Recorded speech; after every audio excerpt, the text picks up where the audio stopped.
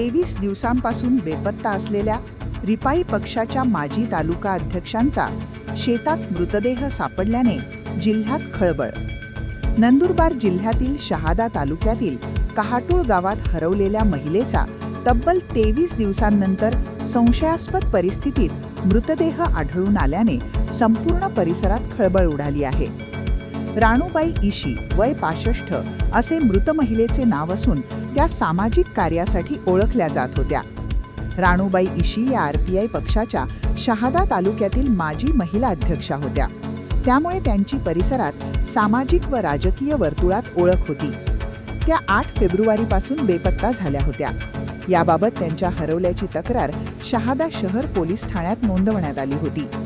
दरम्यान 3 आठवड्यांनंतर त्याच गावातील एका शेताच्या बांधावर त्यांचा मृतदेह आढळून आला. ही माहिती समोर येताच गावात एकच खळबळ उडाली. घटनास्थळी मोठ्या संख्येने ग्रामस्थ व समाज बांधव जमा झाले असून घटनेबाबत तीव्र संताप व्यक्त केला जात आहे.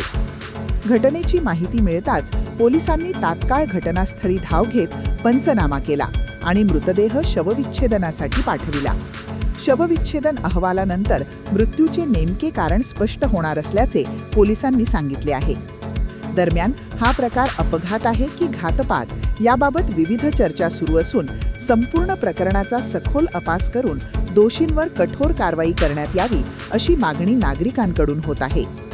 या घटनेमुळे कहाटूळ आणि परिसरात तणावाचे वातावरण निर्माण झाले असून पोलीस प्रशासन परिस्थितीवर बारकाईने लक्ष ठेवून आहे. या संशयास्पद मृत्यूमागील सत्य काय याकडे संपूर्ण तालुक्याचे लक्ष लागले आहे. ब्युरो रिपोर्ट, आपला खबर या न्यूज, शहादा.